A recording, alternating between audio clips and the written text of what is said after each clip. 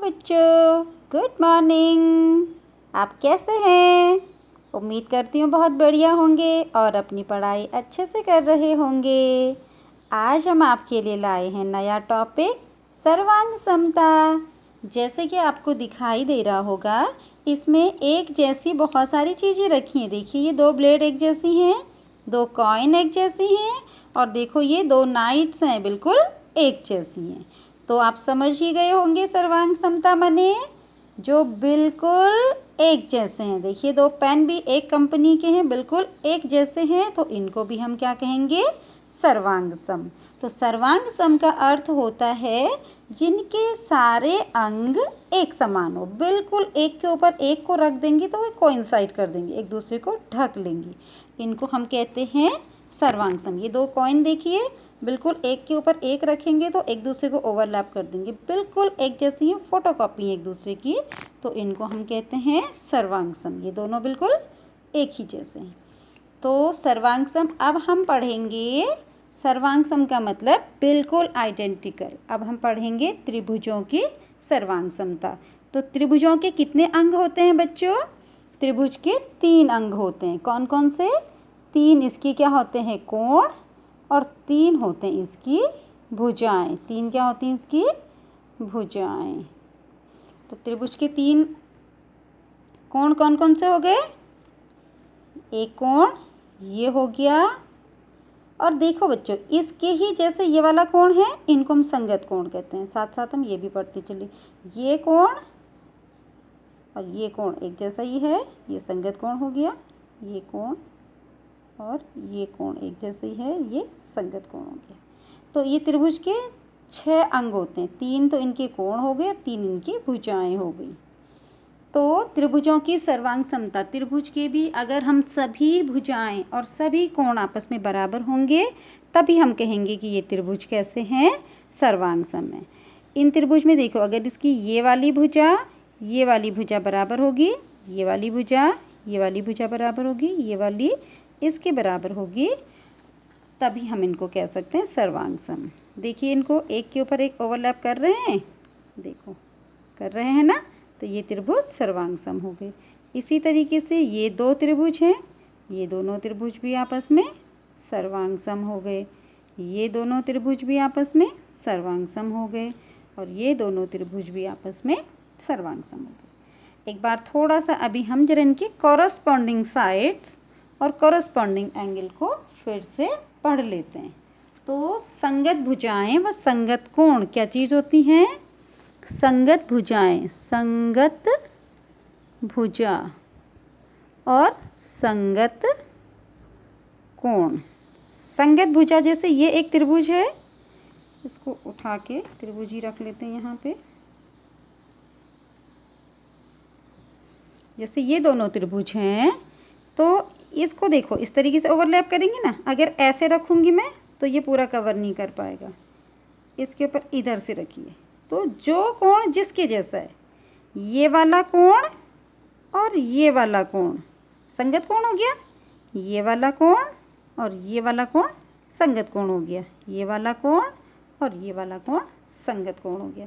इसी तरीके से अगर मैं इसका नाम रख लूँ A B C और इसका नाम रख लूँ मैं P Q R, तो संगत कोण क्या हो जाएगा? कोण A का संगत कोण हो जाएगा कोण P। तो संगत कोण हो जाएगा आपका कोण A व कोण P, कोण R व कोण C, कोण R व कोण C, और कोण Q व कोण B, ये इसके क्या हैं? आपस में संगत। ऐसी संगत भुजाएं, QP की संगत भुजा AB, PR की संगत भुजा AC, QR की संगत भुजा BC। तो इसकी संगत भुजाएं क्या हो जाएंगी? PQ की संगत भुजा हो जाएगी आपकी PQ की AB। इसी तरीके से PR की संगत भुजा AC और QR की संगत भुजा BC। तो समझ में आ गया? बिल्कुल जो उसी के जैसे।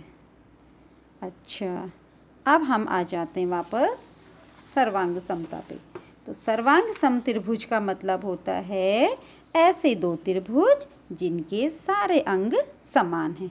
तो अब देखो हर जगह पे तो हम ऐसे कागज़ के त्रिभुज बना के उसके ऊपर रख कर के नहीं नाप पाएंगे ना, कहीं हमारे पास क्वेश्चन में आ जाएगा, कोई फिगर में आ जाएगा, तो हमारे लिए इस तरीके से नापना मुश्किल हो जाएगा। इसीलिए कुछ लोगों ने बहुत सारे एक्सपेरिमेंट किए और इसके लिए कुछ नियम बनाए। तो लोगों ने देखा अगर दो त्रिभुजों की, पहले वो नियम बता दूँ आपको। वो नियम है हमारे पास S S S, S A S, A S A और आर एच एस। चलिए इनको एक्सप्लेन करते हैं। एस एस एस का मतलब होता है side side side, S A S का मतलब साइड एंगल साइड, ए एस ए का मतलब angle side angle, R H S का मतलब राइट एंगल हाइपोटेनियस और साइड। अच्छा, चौथे नियम से पहले हम एक्सप्लेन करना शुरू करते हैं। राइट एंगल का मतलब होता है बच्चों समकोण। ये एक समकोण त्रिभुज है और ये भी एक समकोण त्रिभुज है। हाइपोटेनियस कहते हैं समकोण के सामने वाली भुजा को। इस भुजा को हम कहते हैं कर्ण। क्या कहते हैं इस भुजा को? कर्ण। और इंग्लिश में कहते हैं हाइपोटेनियस। यहाँ से यहाँ तक की ये भुजा ये कहलाती है हमारी कर्ण। ये सबसे लंबी भुजा होती है बच्चों समकोण त्रिभुज में। तो अगर हम किसी समकोण त्रिभुज को लें तो समकोण त्रिभुज में दो कोण तो हमें पता चल गए, ये समकोण है, ये भी समकोण है, ये कर्ण है और ये भी कर्ण, दोनों आपस में बराबर हैं। अगर हमें एक और साइड पता चल जाए, मान लो ये वाली साइड 5 सेंटीमीटर है और ये वाली भी साइड 5 सेंटीमीटर है, तो हमें देखो कितनी चीज़ें मिल गई इन दोनों त्रिभुजों में, 3 चीज़ें मिल गई हैं। एक तो मिल गया कोण, एक मिल गई साइड और एक मिल गया इनका कर्ण। मान लीजिए कि इसका कर्ण है 13 सेंटीमीटर और ये भी है 13 सेंटीमीटर। तो अब हमने कह दिया कि ये दोनों त्रिभुज क्या हैं? सर्वांग सम, बिल्कुल आइडेंटिकल, बिल्कुल एक जैसे। तो हमने इनकी एक ये वाली साइड नहीं नापी और ये वाली तो नाप ली थी, ये दोनों एंगल नहीं नापे। तो हमने 3 चीज़ें नापी और बाकी की 3 चीज़ें हमें पता चल गई कि ये त्रिभुज की आपस में क्या होती हैं? बराबर। तो इसको हमने एक रूल बना दिया कि केवल 3 चीज़ें नापने से ही हमें पूरी 6 की 6 चीज़ें इस त्रिभुज के और 6 के 6 अंग इस त्रिभुज के बराबर मिल जाते हैं। तो यही बच्चों रूल का फ़ायदा होता है। अब हम ये वाला हमने एक्सप्लेन कर दिया। RHS का मतलब दो त्रिभुजों में समकोण और कर्ण आपस में बराबर हैं और कोई एक भुजा आपस में बराबर हैं, तो ये दोनों त्रिभुज सर्वांग सम होंगे। बच्चों सर्वांग सम का चिन्ह होता है एक बराबर का चिन्ह और उसके ऊपर एक ऐसा थोड़ा सा कर्व, तो ये त्रिभुज इसके सर्वांग सम होगा। अब हम दूसरी कसौटी पढ़ते हैं ASA। तो देखिए एंगल साइड एंगल, देखो ये दोनों त्रिभुज हैं, इसका मान लो एंगल है 50 डिग्री और इसका भी है 50 डिग्री, इसका है 70 डिग्री और इसका भी है 70 डिग्री। अब इन दोनों को जॉइन करने वाली मान लीजिए ये वाली लाइन है 5 सेंटीमीटर और ये वाली लाइन भी है 5 सेंटीमीटर। तो 3 चीज़ें मिली ना हमको, 2 एंगल और एक साइड, 2 एंगल और एक साइड, दोनों त्रिभुजों में अलग अलग बराबर है। तो ये दोनों ट्राइंगल क्या हो जाएंगे? कॉन्ग्रुएंट, सर्वांग सम। तो ये वाला नियम आपका कहलाता है एंगल साइड एंगल।